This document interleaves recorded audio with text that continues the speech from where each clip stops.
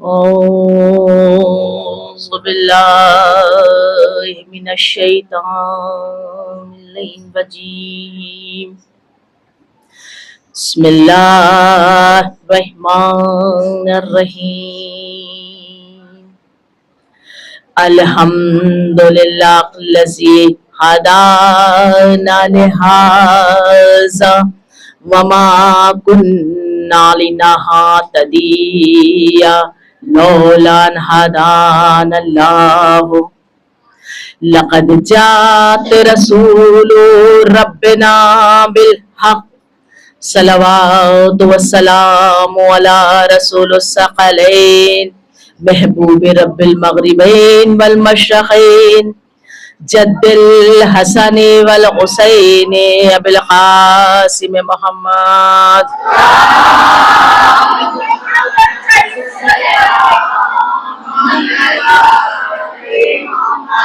अम्मा बाद फ़क़द क़ाल अल्लाहु सुब्हानहु तबारिका व तआला फ़ी किताबिहिल मुबीन व हुवा अस्दक़ुस सादिक़ीन व रहमतुल्लाहि व बरकातुहू।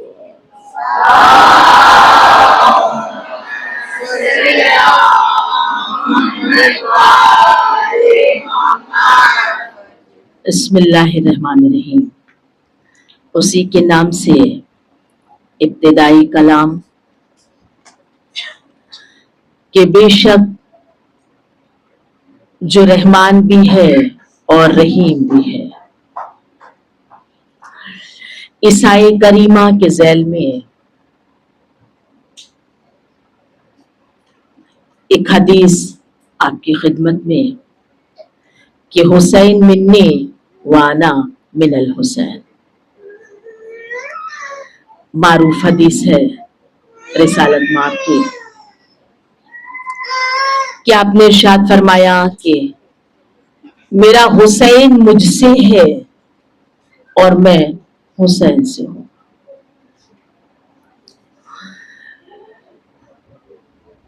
इस हदीस के ज़ैल में इसको सुनकर एक तसव्वुर ज़हन में आता है कि हाँ, रिसालत माब का ये इरशाद कि हुसैन मुझसे है तो समझ में आता है, लेकिन मैं हुसैन से हूं। देखिए, खत्मुल मुरसलीन अल्लाह के वो नबी कि जिन्हें खालिक़े कायनात ने तमाम अंबिया की सिफात दे दी, तमाम नबियों की सिफात खत्मुल मुरसलीन। मुहर्रम का महीना इमाम हुसैन अलैहिस्सलाम का महीना, एहतराम का महीना, मोहतरम महीना। अक्सर लोग ये कहते हैं कि ये वो महीना है कि जिसमें जनाब आदम की तौबा कबूल हुई। कुछ लोग ये भी कहते हैं कि इसी महीने में जनाब यूनुस मछली के पेट से निकले।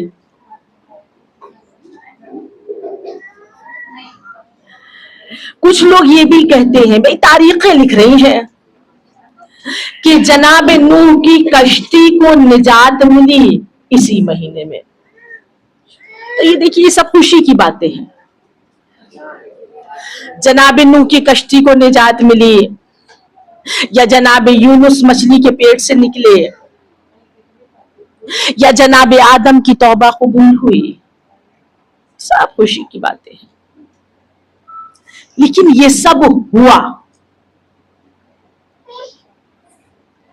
ये सब हुआ, लेकिन जब रिसालत माब दुनिया में आ गए, रसूल अल्लाह का नुज़ूल हुआ, तो अब किसी नबी की शरीयत पर नहीं चलना है। अब रसूल अल्लाह की शरीयत पर चलना है। देखिए, सारे नबियों को मानना एक अलग बात है, 1,23,999 अंबिया को मानना अलग बात है, उनकी शरीयत पर चलना अलग बात है। ये सारी खुशियां हुई होंगी, लेकिन अब नहीं मानी जा सकती, क्योंकि इस महीने में मोहम्मद का नवासा शहीद हुआ है। बात वाज़ेह हो रही, अब कोई खुशी नहीं है। और अल्लाह ने रिसालत माब को तमाम वो सिफात जो नबियों में थी वो सारी सिफात दे दी। भाई जनाबे यूनुस में सब्र था, दे दिया, जनाबे यूनुस का सब्र दे दिया। जनाबे नूह में बड़ा सब्र था, पत्थरों में दब जाते थे, फरिश्ते आके पर लगाते थे, सही हो जाते थे, सब्र था, वो भी दे दिया। जनाब इब्राहिम की खुल्लत दे दी। सारे नबियों के सिफात अल्लाह ने रहमतुल आलमीन को दे दी। और उसके बाद अब सिर्फ मोहम्मद की शरीयत पर अमल करना है, अब किसी नबी की शरीयत पर नहीं चलना है। अगर कोई किसी नबी की शरीयत पर चलता है तो वो दायरा इस्लाम से खारिज हो जाता है अपने आप। अब इस महीने में गम मनाना है। देखिए, अब कोई ये नहीं कह सकता है, कहीं कोई मुसलमान ये नहीं कह सकता है कि जनाब यूनुस मछली के पेट से निकले तो खुशी मनाओ, जनाब नूह की कश्ती बची थी अब खुशी मनाओ। अब कोई खुशी नहीं है, क्योंकि अब सिर्फ हुसैन का गम है। और दुनिया के कोने कोने में ये गम मनाया जा रहा है। और मैंने यहां तक तारीख में देखा है कि अल्लाह ने जब रिसालत माब ने सजदा किया और उनकी पेशानी से जो पसीने की बूंदें टपकी है ना, सुना है तारीख, मेरे बुजुर्गों ने सुना होगा, उससे फरिश्तों की खिलकत हुई है। 1,23,999 अंबिया के बाद आए हैं, मगर ये नूर अल्लाह अपनी मशीयत में बहुत पहले खल्क कर चुका था। और उस नूर को जनाबे आदम की पेशानी में रखकर तमाम फरिश्तों से कहा कि सजदा कर लो, ना सिर्फ खत्मुल मुरसलीन की पेशानी के नूर से, बल्कि मैंने यहां तक पढ़ा है कि इमाम हुसैन अलैहिस्सलाम की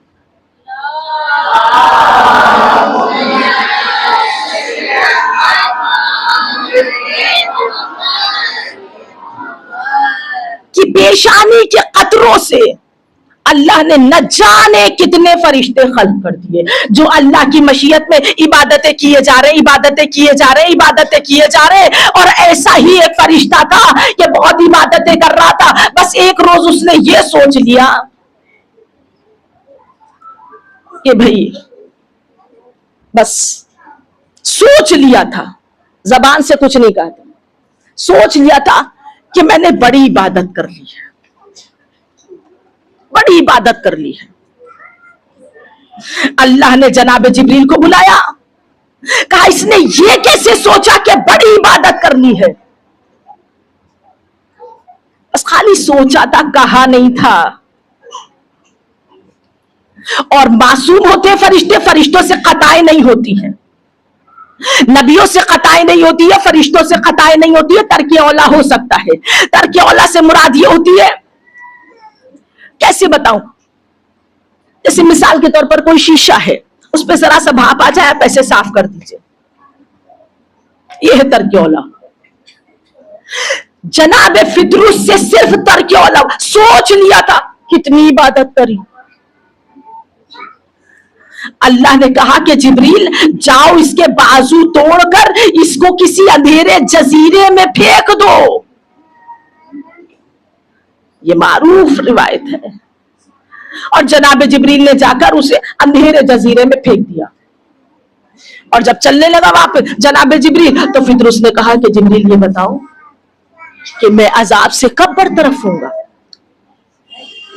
तो जनाब जिब्रील ने कहा कि जब कयामत आएगी तो क्या मुझे कैसे पता चलेगा कि कयामत आ गई? मैं तो इस अंधेरे में पड़ा हुआ, मुझे कैसे पता चलेगा कि कयामत आ गई? कहा जब सारे फरिश्ते आसमान से उतरकर जमीन की तरफ जाने लगे, तुम समझ लेना कि कयामत आ गई। सही है ना जुमले तारीख में? जब सारे फरिश्ते आसमान से उतरकर जमीन की तरफ जाने लगे कि तुम समझ लेना कि कयामत आ गई। एक अरसा गुजर गया, एक अरसा दराज गुजर गया। 3 शाबान को, अब देखिए फितरूस के पास कोई काम तो था नहीं, अंधेरे जजीरे में पड़ा। अब तो इबादतों की तौफीक भी छिन गई थी, अब इबादतें भी नहीं कर रहा था, अंधेरे जजीरे में पड़ा हुआ था। अब कोई काम नहीं था, बस एक ही काम था, आसमान पर देखा करता था कि देखिए कब फरिश्ते आसमान से जमीन की तरफ चलेंगे। फिर एक अरसा गुजर गया, 3 शाबान आ गई। क्या देखा कि आसमान से फरिश्ते गोल दर गोल जमीन की तरफ जा रहे हैं। एक बार फितरूस बैठा, अब क्या देख रहा है कि जनाब जिब्रील की क़यादत में हजारों फरिश्ते चल रहे हैं। आवाज दी है जिब्रील, क्या कयामत आ गई? कहा नहीं, कयामत तो नहीं आई है। कहा तुम्ही ने तो कहा था कि जब आसमान से सारे फरिश्ते जमीन की तरफ जाने लगे तो समझ लेना कयामत आ गई। कहानी कयामत नहीं आई है। कहा फिर कहां जा रहे हो? कहा नबी के घर दूसरा बेटा हुआ है, नबी के घर दूसरा बेटा हुआ है। जुमला ज़हन में रखिएगा, ये नहीं कहा है नवासा हुआ, नबी के घर दूसरा बेटा हुआ है। हम सब मुबारकबाद के लिए जा रहे हैं। न जाने क्या था अंदाज में, न जाने क्या था उसके लहजे में। जिब्रील अगर सही समझो तो मुझे भी लिए चलो। एक बार जिब्रील ने पर फैलाया, फितरूस को अपने पर पे रखा, आ गया रसूल अल्लाह के दर पर। एक बार फितरूस को बाहर रोका, अंदर गया, आदाब भी तो कोई चीज है। अंदर गया, सलामती दी, या रसूल अल्लाह वो भी आया है, वो भी आया है जिसे अल्लाह ने कहा अच्छा अच्छा अच्छा, आज रसूल अल्लाह खुश है, अच्छा अच्छा अच्छा ले आओ उसको। जितनी देर में जिब्रील बाहर गए फितरूस को लेने के लिए, उतनी देर में रसूल अल्लाह ने गहवारे से इमाम हुसैन अलैहिस्सलाम को उठाकर आगोश में ले लिया। और जैसे ही फितरूस अंदर आया, जैसे ही जिब्रील और फितरूस अंदर आए, कहा जाओ गहवारा हुसैन से मस कर जाओ। देखिए ये नहीं कहा कि हुसैन से मस कर जाओ, गहवारा हुसैन से मस कर जाओ। या रसूल अल्लाह ये बात समझ में नहीं आई कि हुसैन के गहवारे से मस कर जाओ। कहा तुम नहीं जानते 60 हिजरी के बाद हुसैन नहीं होंगे, लेकिन जरिए हुसैन होगी। तुम जाओ जरिए हुसैन के करीब और जाकर अपनी बीमारियां बताओ, अपनी तकलीफें बताओ, सर सजदे में झुकाओ, तुम्हारी सारी परेशानियां दूर हो जाएंगी। वो है जो फितरूस जैसे फरिश्ते को बालों पर अता कर दिया करता है। फितरूस आगे बढ़े, गहवारे से मस हुए, बालों पर मिल गए। एक बार आसमान की जानिब देखा, एक बार नौमौलूद को देखा, कहा पालने वाला आज मैं बेमिसल हो गया। जिब्रील अमीन ने टोका, ये क्या गजब कर रहा है? अभी अभी तो अजाब से बरतरफ हुआ है, अभी अभी तो तुझे बालों पर मिले हैं। फिर घमंड करने लगा, फिर फख्र करने लगा। कहा उस वक्त जब मैंने तकब्बुर किया था अपनी इबादतों पर, मेरे पास दलील नहीं थी, अब मेरे पास हुसैन जैसी दलील मौजूद है। सलावत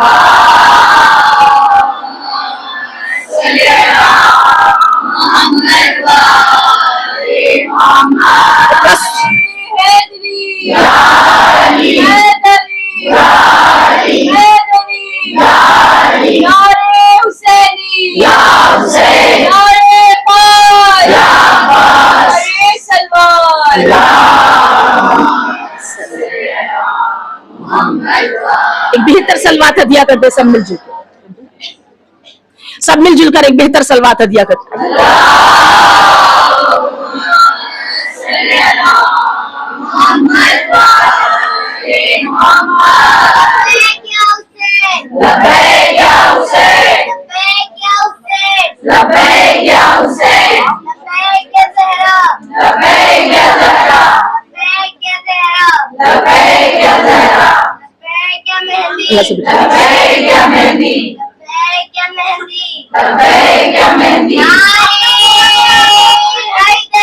Ya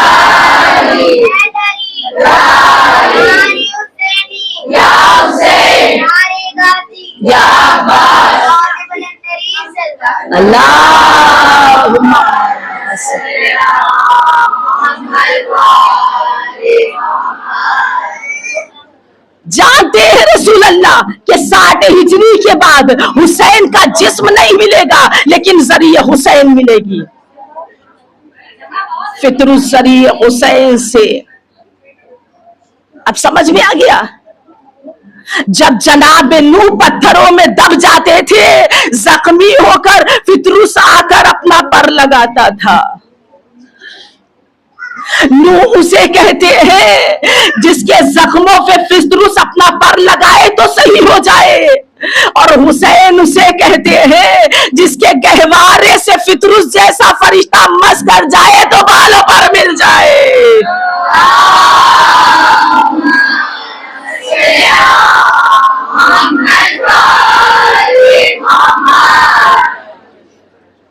गहवारा बचपना है इमाम हुसैन। देखिए मैंने क्यों कहा था कि नबी के घर दूसरा बेटा हुआ है, दूसरा बेटा मुहद्दिस देहलवी।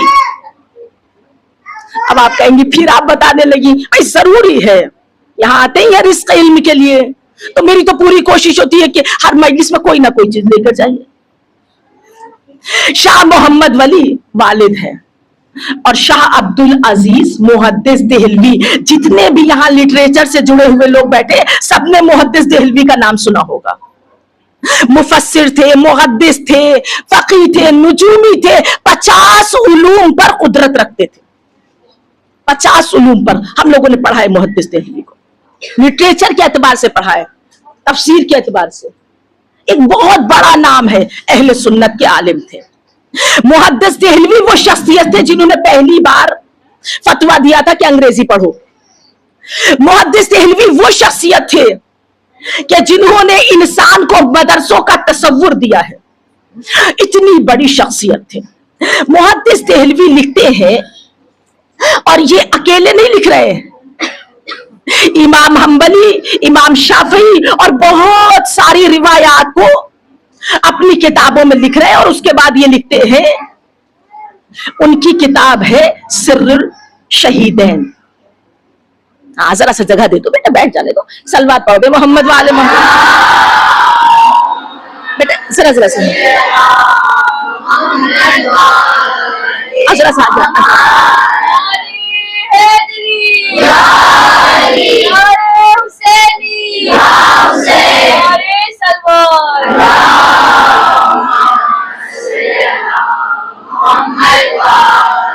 सिर्रुल शहादतैन उनकी किताब है। उसमें उन्होंने ये लिखा कि अल्लाह ने तमाम नबियों की सिफात खत्मुल मुरसलीन को दे दी, खत्मुल मुरसलीन को दे दी, और सारी सआदतें उनको मिल गई। लेकिन शहादत एक सआदत है। अब ध्यान से सुनिएगा, देखिए ये आखिरी तकरीर है, 9 दिन से मुसलसल हम जुड़े हुए हैं। कोई ऐसी चीज लेकर जाए कि आप याद करें कि इतने दिन तकरीर सुनी तो ऐसी चीज नहीं सुनने में आई। पूरी तवज्जो है ना? तो वो तमाम दुनिया के इमामों की हदीसों को यकजा करते, जो अहले सुन्नत के बड़े बड़े, खुद भी अहले सुन्नत है, लिखते हैं कि अल्लाह ने तमाम सिफात खत्मुल मुरसलीन को दे दी। लेकिन शहादत एक ऐसी सादत है, शहादत 2 तरह की होती है। शहादत 2 तरह की होती है। एक खामोश शहादत होती है, छुपी हुई, यानी जहर दे दिया गया और शहादत हो गई। लेकिन एक शहादत वो होती है जो खुली हुई शहादत होती है, जाहिर शहादत होती है, जिसमें गला कटे, शहीद हो, शहीद पर घोड़े दौड़ाए जाए और बाद में उसके अहले खाना को लूट लिया जाए, उनका घर लूट लिया जाए। एक ये शहादत होती है। 2 शहादतें होती हैं। मैं नहीं कह रही हूं, मुहद्दिस देहलवी लिख रहे हैं, 2 शहादतें होती हैं। अल्लाह ने रसूल अल्लाह को कोई बेटा नहीं दिया, जो बेटे दिए वो वापस उठा लिए। एक बेटी दी, लेकिन उस बेटी को 2 बेटे दिए। और उन दोनों बेटों का नाम खुद रसूल खुदा सल्लल्लाहु अलैहि वसल्लम ने रखा। और जब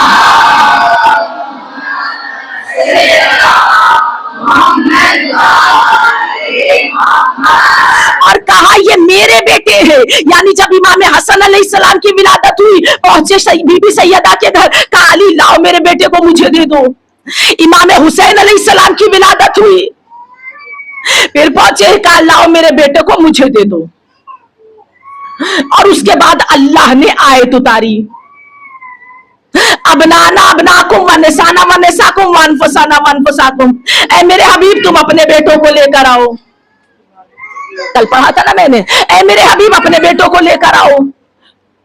तो ये दोनों बेटे रसूल अल्लाह के बेटे थे। अब आप देखिए मुहद्दिस देलवी क्या लिख रहे हैं, मैं नहीं कह रही हूं, मुहद्दिस देलवी और 50 उलूम पर कुदरत रखने वाली शख्सियत, बड़ी शख्सियत है। ये दोनों बेटे रसूल अल्लाह के बेटे हैं। अल्लाह ने इन्हें मोहम्मद का बेटा कहा, चादर के नीचे इन्हें बुलाया, मुबाहिले में इन्हें बुलाया, अपना बेटा होने का ऐलान किया। और बीबी हजरत आयशा उम्मुल मोमिनीन फरमाती है कि दोनों बेटे ये रसूल अल्लाह की तरह थे, रसूल अल्लाह की तरह थे। सर से सीने तक का हिस्सा इमाम हसन अलैहिस्सलाम का था। लिख रहे हैं वो मुहद्दिस देलवी, किताब मौजूद है। और सीने से पैर तक का हिस्सा इमाम हुसैन अलैहिस्सलाम का था। तो अब ये मानो कि अगर इमाम हसन और इमाम हुसैन अलैहिस्सलाम रसूल अल्लाह की कॉपी है, अल्लाह ने रसूल अल्लाह की जिस्मानियत अता की है, नूरानियत अता की है, तो अगर इमाम हसन अलैहिस्सलाम सुलह करे, अब ये मुहद्दिस देहलवी लिख रहे हैं, एक ये रसूल अल्लाह की पेशानी हसन की पेशानी है, इमाम हसन की पेशानी रसूल अल्लाह की पेशानी है, इमाम हसन के हाथ रसूल अल्लाह के हाथ है, इमाम हुसैन अलैहिस्सलाम के पैर रसूल अल्लाह के पैर है। तो फिर ये मानो ना कि अगर इमाम हसन अलैहिस्सलाम ने सुलह पर दस्तखत किए हैं तो इमाम हसन अलैहिस्सलाम ने नहीं, रसूल अल्लाह ने किए हैं। और अगर इमाम हुसैन अलैहिस्सलाम ने मदीना छोड़ा है और हिजरत की है मदीने से, तो इमाम हुसैन अलैहिस्सलाम ने नहीं बल्कि रसूल अल्लाह ने हिजरत की है। और उसके बाद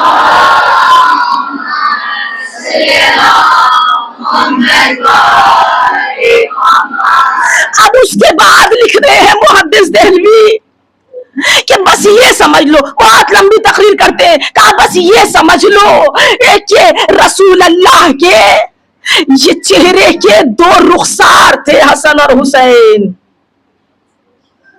रसूल अल्लाह के दो रुखसार थे, हसन और हुसैन।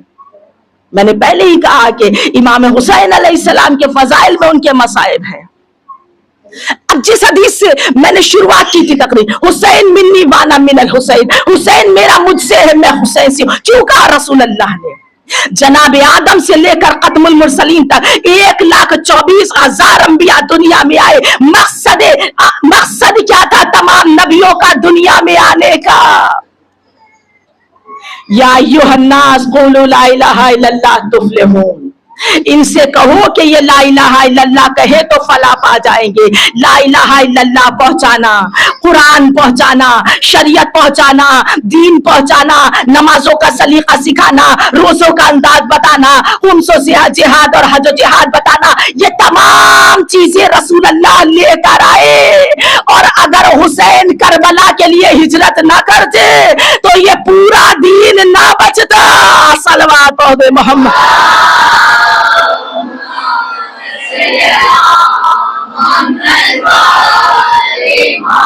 तो भाई जितना बड़ा काम होता है उतने नाज उठाए जाते हैं। भाई अल्लाह को बड़ा काम लेना था। अभी चीजों को जहन में रखिएगा, अभी तकरीर सब चीजें बीच बीच में आती जाएंगी। बड़ा काम लेना था अल्लाह को रसूल अल्लाह से, तो वैसे ही नाज उठाए। अगर कह दे कि कपड़े, अगर कह दे कि कपड़े तो बीबी कहती है दर्जी के वहां है। बीबी की जुबान से निकला के कपड़े दर्जी के वहां है, तो रिजवान जन्नत दर्जी बनकर आ जाए।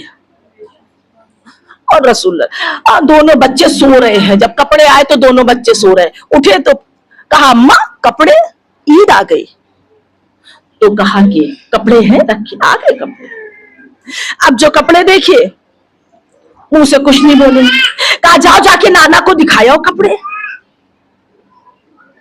दोनों बच्चे नाना के वहां गए। देखिए ये कपड़े, थोड़ा सा जहनों को बुलंद कर लीजिए तो आसानी होगी। ये कपड़े रसूल अल्लाह के घर भी आ सकते थे भाई, वहां आना ज्यादा आसान था। बार बार तो जिब्रील आते थे और जिब्रील के हाथ ही भेज देते, क्योंकि जिब्रील का बड़ा आना जाना था। जिब्रील गलियों से वाकिफ थे, जिब्रील सड़कों से वाकिफ थे, जिब्रील के हाथ नहीं भेजे।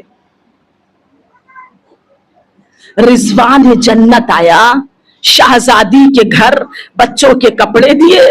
बच्चों ने सुबह उठ के कपड़े देखे, कहा जाओ नाना को दिखा दो। बेमन से कपड़े लिए नाना के पास पहुंच गए। कहा कपड़े आ गए? कहा आ गए। कहा अच्छे तो है, बड़े अच्छे तो है कपड़े। कहा क्या अच्छे? कहा अच्छे हैं कपड़े। कहा क्यों कपड़े अच्छे नहीं है? कहा सफेद कपड़े होते हैं, कहीं कहीं सफेद कपड़े होते हैं, ईद में सफेद कपड़े पहने जाते हैं। कहा फिर? कहा फिर? कहा नहीं ये कपड़े नहीं पसंद। एक बार रसूल अल्लाह ने आसमान की जानिब देखा, अल्लाह ने कुरान में आयत उतारी, कायनात को रंग दो। दो रंग आए, लाल और हरे। फरिश्ता लेकर आया, तुम्हें कौन सा रंग पसंद है? इमाम हसन अलैहिस्सलाम ने कहा लाल रंग। तुम्हें? कहा हरा रंग। हरा रंग। दोनों बच्चों के कपड़े रंगीन हो गए। कुरान में अल्लाह ने कहा कि कायनात को इनके रंग में रंग दो। अब कायनात रंग गई, अब कयामत तक लाल और हरे पर कायनात टिकी रहेगी। जब लाल रंग होगा तो रुक जाएगी, जब हरा होगा तो चल देगी। कहां समझे? समझ गए? अब चलिए, आपकी भाई कुरान की आयत है, अब आप जाइए किसी चौराहे पर, अगर रेड लाइट हो गई है तो सब ठहर जाएंगे, ये इमाम हसन अलैहिस्सलाम का रंग है। और जब हरी लाइट होगी तो सब चल देंगे, ये हुसैन का रंग है। अब ये कयामत तक बदला नहीं जाएगा, क्योंकि ये कुरान की आयत है। अल्लाह नाज उठा रहा है। अब कपड़े पहन लिए, बड़ा काम लेना है ना, इमाम हुसैन अलैहिस्सलाम से बड़ा काम लेना है। अल्लाह नाज उठा रहा है। अब कपड़े पहन गए नाना, कपड़े तो पहन लिए। कहा सब तो सवारी पर जा रहे हैं, हमारे पास तो कोई सवारी नहीं है। तो रसूल अल्लाह मंगा नहीं सकते थे सवारी? रसूल अल्लाह सवारी नहीं मंगवा सकते थे? कौन सी बड़ी बात है रसूल अल्लाह के लिए सवारी मंगवाना? जब ऊंटों की कतार आ सकती है तो यहाँ तो एक ऊंट चाहिए था। जब तलवार आ सकती है तो यहाँ तो एक सवारी चाहिए थी, मगर सवारी नहीं मंगवाई रसूल अल्लाह ने। दोनों हाथों को जमीन पर टिका दिया, कहा आओ बैठ जाओ। इमाम हसन और इमाम हुसैन अलैहिस्सलाम बैठ गए, पूछते रसूल अल्लाह पर। कहा नाना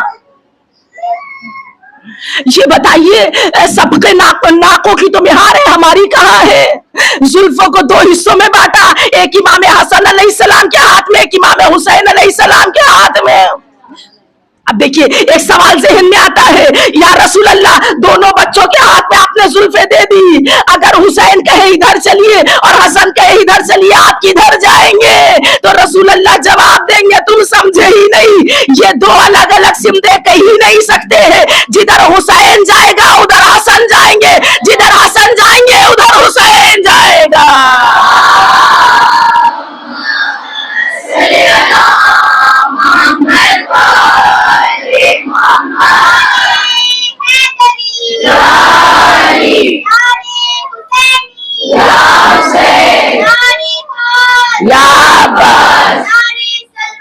अल्लाहुम्मा सल्ली अला मुहम्मद।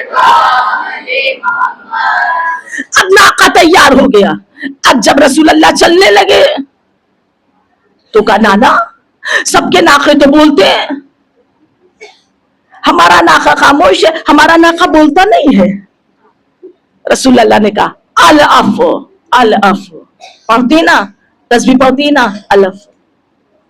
7 बार रसूल अल्लाह ने कहा अलफ अलफ। आवाज रब्बानी आई, जिब्रील जाओ जाकर मोहम्मद से कह दो कि अब ना कहे अलफ, इसलिए कि इधर ये अलफ कह रहे हैं, उधर जहन्नुम ठंडा हो रहा है। 7 दर्जे ठंडे हो चुके हैं, अगर आखिरी दर्जा भी ठंडा हो गया तो दुश्मनाने अली को कहां ले जाओगे।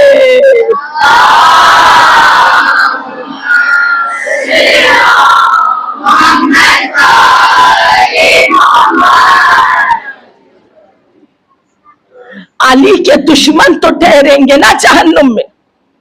इसीलिए हम लोग नमाज़े शब में पढ़ते हैं ना तस्बीह, जहन्नुम की आग को ठंडा करे। दुलार नाज उठा रहे अल्लाह अपने महबूब बंदे के, अल्लाह नाज उठा रहा है। रसूल अल्लाह मस्जिद में बैठे हुए हैं, एक शिकारी आया हिरन का बच्चा लिए हुए, इमाम हसन अलैहिस्सलाम साथ में, उसने तोहफतन वो बच्चा रसूल अल्लाह को दिया। रसूल अल्लाह ने इमाम हसन अलैहिस्सलाम को दे दिया।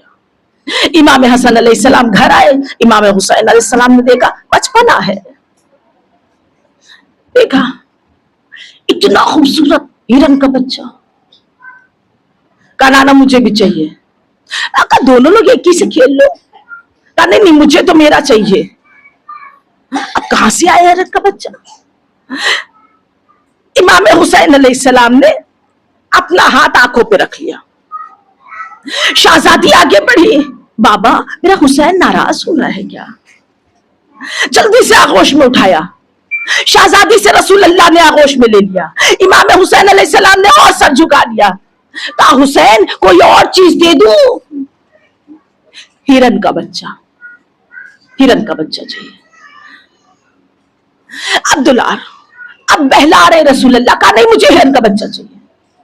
इतने में जनाब जिब्रील अमीन नासिल हुए, कहा हुसैन कायनात की सैर करा दो।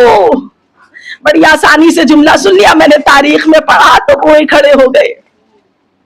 कहा हुसैन कायनात की सैर करा दो। भाई उनके लिए, हमारे लोगों के लिए वैसे ही है जैसे Z²। अभी आप कह चलिए वहां चलता रहे 100 बार का देखा हुआ है। कहा हुसैन कायनात की सैर करा दूं? कहा नहीं, जिब्रील कह रहे हैं अपने पर पे बिठाकर हुसैन तुम्हें कायनात की सैर करा दूं। हुसैन कह रहे नहीं मुझे तो हिरनी का बच्चा चाहिए। अभी ये बात हो रही थी, अनकरीब था कि इमाम हुसैन अलैहिस्सलाम की आंख में आंसू आ जाए। क्या देखा, एक हिरनी खड़ी है, साथ में छोटा सा बच्चा है। रसूल अल्लाह ने वो बच्चा लिया, इमाम हुसैन को दिया। इमाम हुसैन खुश हो गए। रसूल अल्लाह हिरनी से बात करने लगे, कैसे आ गई तू, कैसे आ गई, किसने भेज दिया तुम्हें? क्या बताऊं, मैं तो ग़िज़ा का इंतजाम करने गई थी, अचानक से सयाद आ गया, एक बच्चे को पकड़ लाया, दूसरा तो झाड़ी में छुप गया था। जब मैं आई उसने पूरी बात बताई। अभी मैं बच्चे को ग़िज़ा खिला भी ना पाई थी कि एक ऐसा है बदनाक फरिश्ता आया और उसने कहा तू अपने बच्चे को ग़िज़ा खिलाने में लगी है। मां हुसैन की आंख में आंसू आ रहा है। रसूल अल्लाह मैंने सब छोड़ा और ये बच्चा लेकर हुसैन के लिए आ गई। जिससे जितना बड़ा काम लेना होता है अल्लाह उसके उतने ही नाज उठाता है। कभी हिरन का बच्चा लाके दिया, कभी शेर का बच्चा लाके दिया। अपने शेर, लोग कहते हैं कि समझ में नहीं आता आप लोग ये कैसे पढ़ते हैं कि इमाम हुसैन अलैहिस्सलाम ने को अल्लाह ने, इमाम हुसैन अलैहिस्सलाम को अल्लाह ने अपनी कुल कायनात दे दी। पता नहीं ज़ाकिरीन कैसे पढ़ते हैं। तो ऐसे ही ये सवाल किसी शख्स ने एक आलिम दीन से पूछ लिया, कहा आप लोग पढ़ते हैं कि अल्लाह ने हुसैन को अपनी कुल कायनात दे दी, इसकी वजाहत कीजिए। आलिम दीन परेशान हो गया, और मस्जिद सहला के चक्कर लगाना शुरू किया कि इमाम वक्त से पूछे जाकर कि बात तो सही है, हमें तो यकीन है कि अल्लाह ने हुसैन को कुल कायनात दे दी, लेकिन वजाहत कैसे करें ये समझ में नहीं आ रहा है। और ये पूछने के लिए मस्जिद सहला के चक्कर लगाना शुरू किए। 1 दिन 2 दिन 3 दिन, रास्ते में सुनार की दुकान थी, वो देखता है रोज ये शख्स परेशान होकर जाता है, रोज ये आलिम परेशान होकर जाता है और वापस चेहरा उतारे चला जाता है। एक दिन करीब बुलाया, कहा ये बता कि तू रोज जाता है आलिम वक्त, तू रोज जाता है मस्जिद सहला और वापस उदास चला आता है, बात क्या है? क्या इमाम वक्त से मिलना चाहता, मुलाकात ही नहीं हो रही है? का मसला क्या है? का एक सवाल पूछना है। का क्या सवाल है? का नहीं, इमाम वक्त को। अरे का बता देना उन्हें, मुझे बताने में क्या हर्ज है, मुझे बताने में क्या हर्ज है? तो का किसी ने इस सवाल किया है, क्या पढ़ते हैं कि अल्लाह ने हुसैन को कुल कायनात दे दी, इसकी वजाहत कीजिए। कहा आलिम दीन ये कौन सी बड़ी बात है कि अल्लाह ने हुसैन को कुल कायनात दे दी? क्या तूने वो वाकया नहीं सुना कि जब एक बादशाह शिकार के लिए निकला और शिकार करते करते अपने लश्कर से बिछड़ गया, भूखा प्यासा एक मकाम पर पहुंचा, वहां पर एक ज़ईफा थी, उस ज़ईफा के पास गया, भूख और प्यास से बुरा हाल था। ज़ईफा ने पूछा क्या बात है? कहा भूखा भी हूँ प्यासा भी हूँ। ज़ईफा के पास उसका कुल असासा एक बकरी थी, उसने भून कर खिला दी, जितना पानी था वो सब उसको पिला दिया। जब बादशाह चलने लगा, अपने हाथ से अंगूठी उतार के ज़ईफा को दी, कहा देखिए अंगूठी मेरी है, कभी कोई मुश्किल पेश आए तो शहर आ जाना, लोग तुझे मेरे पास ले आएंगे। काफी वक्त गुजर गया, एक बार वो बुढ़िया परेशान हुई, वो ज़ईफा परेशान हुई, वो अंगूठी लेकर शहर आई, लोगों ने मोहर लगी थी अंगूठी पर, पहचान लिया कि बादशाह की अंगूठी है, उसको लेकर दरबार में आए। जैसे ही दरबार में आए तो बादशाह ने पहचान लिया तो जो सब वजीर बैठे थे उनसे कहा कि भाई ये ज़ईफा मेरी मोहसिना है, जब मैं बहुत भूखा प्यासा था तो इसने मुझे खाना भी खिलाया, पानी भी पिलाया, इसका कुल असासा जितना पानी था इसने पिला दिया, एक बकरी इसका वो भी इसने मुझे खिला दी भून कर, सब कुछ मुझे दे दिया। तो किसी ने कहा कि आप इसको शहर में मकान दे दीजिए, किसी ने कहा थोड़ी सी खेती बाड़ी दे दीजिए, किसी ने कहा इसको कहीं काम दे दीजिए कि अपनी गुजर बसर कर सके, सुकून से रह सके। एक वजीर खामोश बैठा रहा। कहा तू क्यों नहीं बोलता?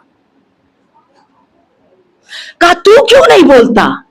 कहा क्या बोलूं, ये जो सब कह रहे हैं ये इंसाफ का तकाजा नहीं है।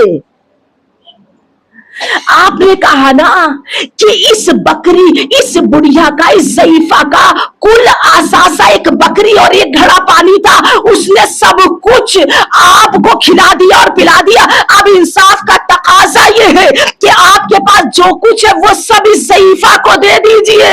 मगर बादशाह आदिल नहीं था, उसने अपना कुल असासा ज़ईफा को नहीं दिया, मगर वो आदिल है, उसने कहा हुसैन तुम्हारे पास जो कुछ था तुमने करबला में मुझे दे दिया, मेरे पास जो कुछ है वो तुम ले जाओ।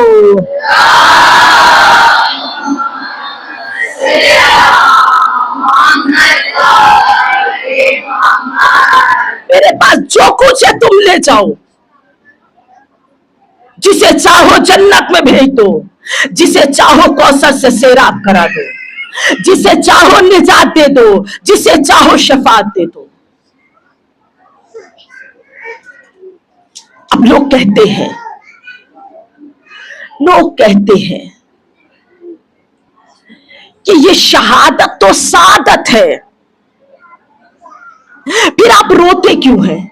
हम कैसे उन्हें बताएं कि जब रसूल अल्लाह मौलाए कायनात के पास आए कि लाओ मेरा बेटा मुझे दे दो, तो जैसे ही मौलाए कायनात ने इमाम हुसैन अलैहिस्सलाम को दिया तो जिब्रील अमीन नाजिल हुए, कहा या रसूल अल्लाह आपका ये बेटा 3 दिन का भूखा प्यासा करबला में शहीद होगा। तो रसूल अल्लाह ने गिरिया किया, बीबी सैयदा आ गई, बाबा के पास बैठी। बाबा, मेरे बेटे को पहली बार होश में लिया और गिरिया कर रहे, क्या मेरे बेटे में कोई नुक्स है या मेरे बेटे में कोई ऐब है? कहा नहीं सैयदा, कोई नुक्स या कोई ऐब नहीं है। अभी अभी जिब्रील अमीन आए थे, उन्होंने मुझे बताया है कि मेरा ये बेटा करबला में 3 दिन का भूखा प्यासा शहीद होगा। और रसूल अल्लाह ने गिरिया किया। खाली खबर सुनी थी, सिर्फ खबर सुनी थी रसूल अल्लाह ने और गिरिया किया था। अगर देख लेते, शहादत देख लेते उस वक्त, तो क्या हाल होता? हाँ, तो देखी तो शहादत, रसूल अल्लाह ने देखी शहादत। बीबी उम्मे सलमा ने ख्वाब देखा कि रसूल अल्लाह आए हैं। बीबी उम्मे सलमा ने ख्वाब देखा। रोज बीबी उम्मे सलमा का यह दस्तूर था कि जब से इमाम हुसैन अलैहिस्सलाम ने मदीना छोड़ा था, वो खाक जो रसूल अल्लाह ने बीबी सलमा को दी थी, वो एक ताख में रखती थी, उस पर एक पर्दा डालकर रखती थी, पोशिश डालती थी, नमाज पढ़ती थी, नमाज पढ़कर उठी, पोशिश हटाई, खाक सलामत है। रोज का ये तरीका था। अजा खाना, पहला अजा खाना बीबी उम्मे सलमा ने सजाया, पोशिश हटाई, मेरा हुसैन सलामत है, मेरा हुसैन सलामत है। एक दिन ऐसा हुआ कि नमाज पढ़ते पढ़ते मुसल्ले पर आंख लग गई और एकदम घबरा कर आंख खुली, क्योंकि ख्वाब में देखा कि रसूल अल्लाह आए हैं। चेहरे पर लहू मला हुआ है, सर पर खाक है, गिरेबान चाक है, आस्तीनें पलटी हुई है। कहा या रसूल अल्लाह, क्या कयामत गुजर गई? कहा उम्मे सलमा, तुम सो गई, मेरा लाल करबला के मैदान में शहीद हो गया।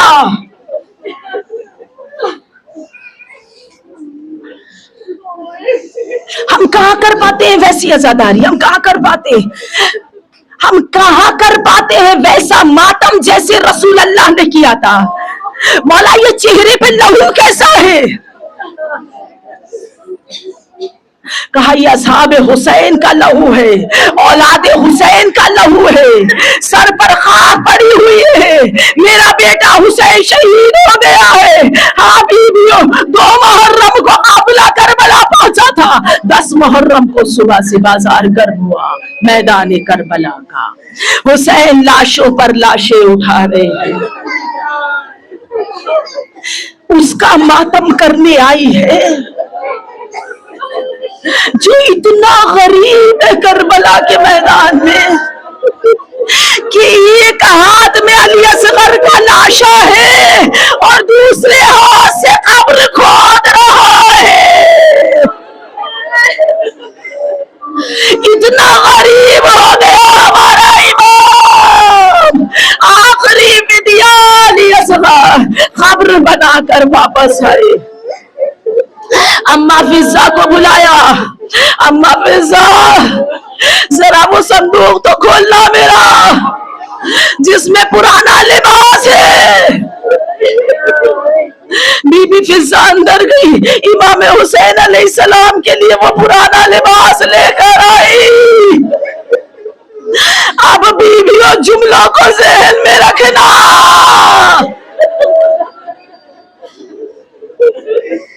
ये शहादत हुसैन की शहादत नहीं है, ये शहादत रसूल अल्लाह की शहादत है। जनाब फिजा वो बोसीदा लिबास लेकर आई। जनाब ज़ैनब की निगाह पड़ी, अम्मा क्या लेकर जा रही हो? जनाब फिजा लिबास पीछे किए, शहजादी ने क्या क्या लेकर जा रही, लिबास आगे किया। ये मेरे लाल ने कफन मंगवाया है, जिंदगी में हुसैन ने कफन मंगवाया कि शायद ये बोसीदा लिबास मेरे तन पर बाकी रह जाए।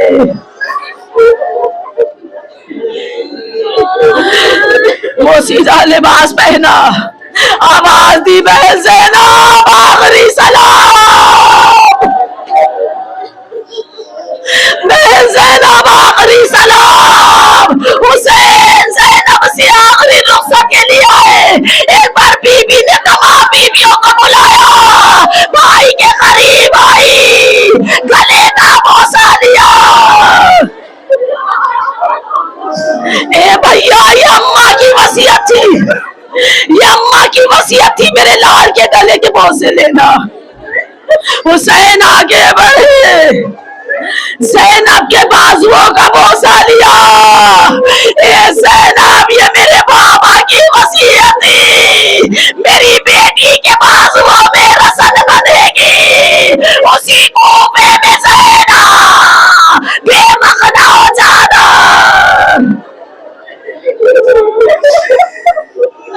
हुसैन चले, नाना की सवारी मुंतज़िर है, बस ये तेरी आखिरी ज़हमत है। एक बार सुलझना पर सवार हुए, तमाम बीवियों ने अलविदा कहा, मगर घोड़ा आगे नहीं बढ़ रहा। ए मेरे नाना के सुलझना, बस ये तेरी आखिरी ज़हमत है, एक बार सवार को मंजिल पे पहुंचा दे। सुलझना ने कदमों की तरफ इशारा किया, एक नन्ही सी बच्ची सुलझना के कदमों से लिपटी हुई है। ए बाबा, जो भी गया वापस ना आया।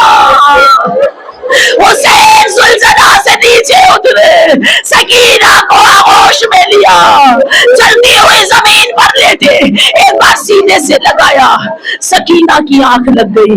जनाब ज़ैनब को बुलाया, ज़ैनब अब सकीना तुम्हारे हवाले है। लो बीबियों, अब हुसैन तैयार है मैदान करबला में जाने के लिए। बस बीबियों, एक बार मुड़ के देखा, बड़ी हसरत से बीबियों को, अब तो मैं जाना सैयद सज्जाद और ये बीबी आजाद है। हुसैन मैदान करबला में आ गए। बीबियों चारों जानिब से मलाउनों ने घेर लिया। एक बार हुसैन ने करबला के मैदान में अपना तारुफ कहा, मेरा नाना मोहम्मद, मेरा बाबा अली, मेरी अम्मा ज़हरा, हम वारिस हैं 1,24,000 अंबिया के। हुसैन मिन्नी वादा मिनल हुसैन। फख्र आदम तनहा मैदान करबला में आ गया, फख्र नू तनहा मैदान करबला में आ गया। चारों जानिब से मलाउनों ने हुसैन को घेरा, कहीं से आवाज आए हुसैन को घेर लो, अब ये तनहा है। खेमे से बहन ने आवाज दी, भैया ये तुम्हें तनहा जानकर तुम्हें मजबूर समझ रहे हैं। ए भैया, एक बार बाबा अली की जंग के जौहर दिखा दो।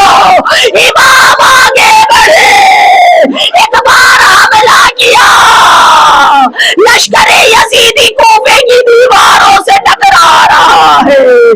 एक बार फौजें सिमटी, बिखरी हुई फौजें सिमटी, ये अली का बेटा है, अब इसे मारो। तीरंदाजों ने तीर चलाना शुरू किए, किसी ने तलवार मारी, किसी ने तीर चलाए। बीबियों, मंगल का एक वाक़या आपको सुना दूं।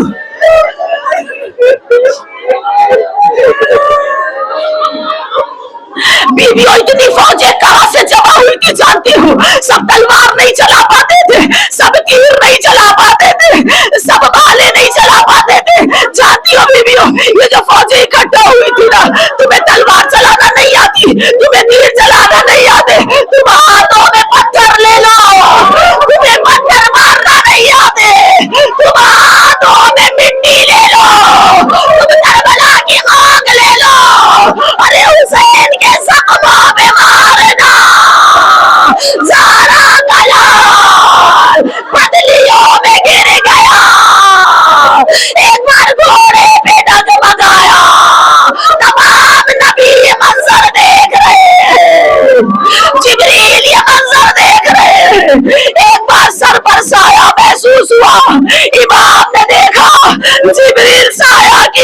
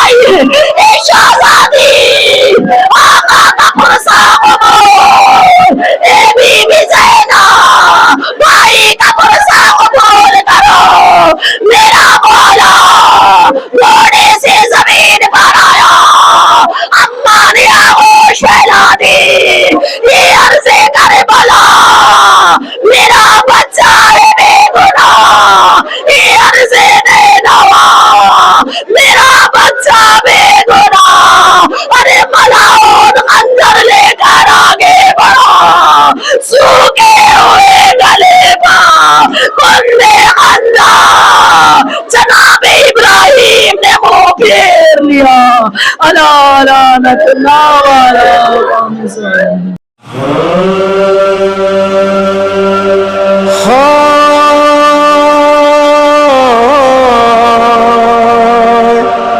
ढूंढने वाली सकीना को जो निकली ज़ैनब,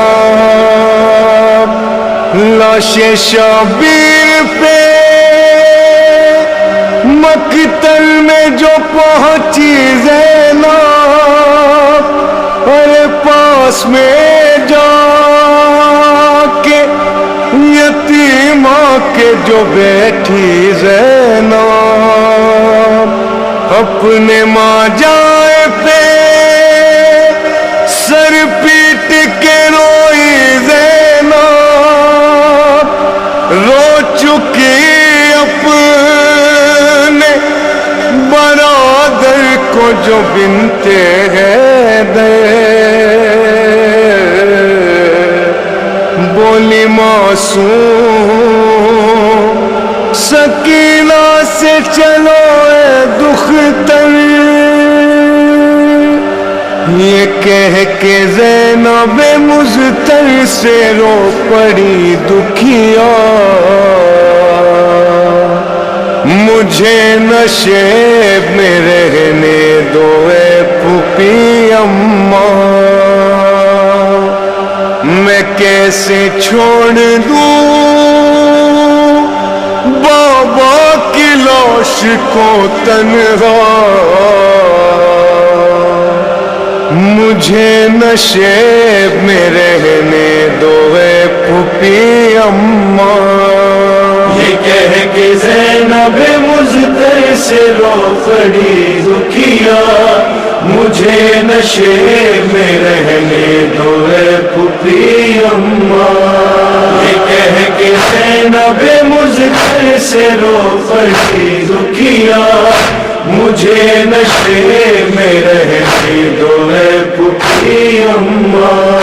ये खुद भी जान गई हूँ मैं एक हसीना हूँ, मेरी न फिक्र करो अब मैं एक यतीमा हूँ। ये खुद भी जान गई हूँ मैं एक हसीना हूँ, मेरी न फिक्र करो अब मैं एक यतीमा हूँ। अभी तो रुलाएगी मुझको ये दुनिया, मुझे नशे में रहने दो ए फूफी अम्मा। ये कह के ज़ैनब मुझसे से रो पड़ी दुखिया, मुझे नशे में रहने दो ए फूफी अम्मा। यहाँ रहूंगी तो बाबा पे खुल के रो लूंगी, जो नींद आएगी पहलू में इनके सो लूंगी। यहाँ रहूंगी तो बाबा पे खुल के रो लूंगी, जो नींद आएगी पहलू में इनके सो लूंगी।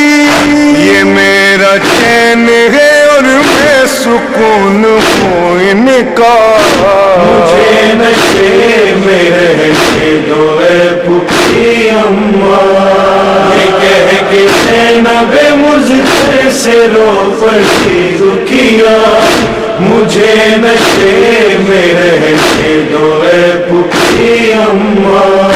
फूफी ये आपको मालूम है मेरे बाबा, ख्याल रखते थे मेरा हर एक घड़ी कितना।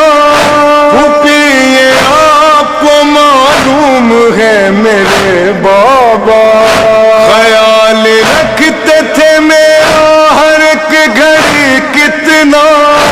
अदा करूंगी मैं अब फर्ज एक बेटी का, मुझे नशे में रहने दो ए फूफी अम्मा।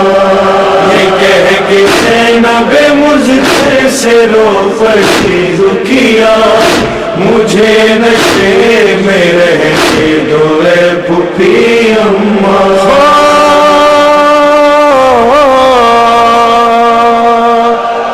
मैं बाप का जख्मी बदन छुपा लूंगी, अरे कफन नहीं है तो ला करके खाक डालूंगी। मैं अपने बाप का जख्मी बदन छुपा लूंगी, कफन नहीं है तो ला करके खाक डालूंगी। बनूंगी धूप में बाबा की लाश का साया, मुझे नशे में रहते दो रे पुखी अम्मा,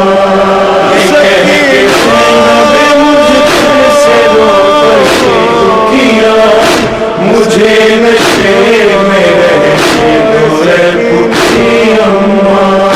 जो ऐसे वक्त में होती यहाँ बहन सुगरा, तो वो भी छोड़ के जाती ना बाप का लाशा। जो ऐसे वक्त में होती यहाँ बहन सुगरा, तो वो भी छोड़ के जाती ना बाप का लाशा। मेरी बहन का भी होता फूफी यही नोहा, मुझे नशे में रहते दो रे पुखी अम्मा। ये कह के नबे मुझसे से रो पड़ती दुखिया, मुझे नशे में रहते दो रे पुखी अम्मा। मेरे लिए न परेशान हो चली जाए, कसम है आपको मेरे लिए न घबराए। मेरे लिए न परेशान हो चली जाए, कसम है आपको मेरे लिए न घबराए। यहाँ से जाके भी मैं न पाऊंगी जिंदा, मुझे नशे में रहते दो रे पुखी अम्मा। ये कह के नबे मुझसे से रो पड़ती दुखिया, मुझे नशे में रहते दो रे पुखी अम्मा।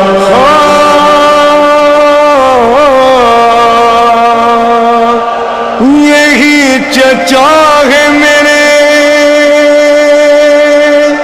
और यही पे सब भाई,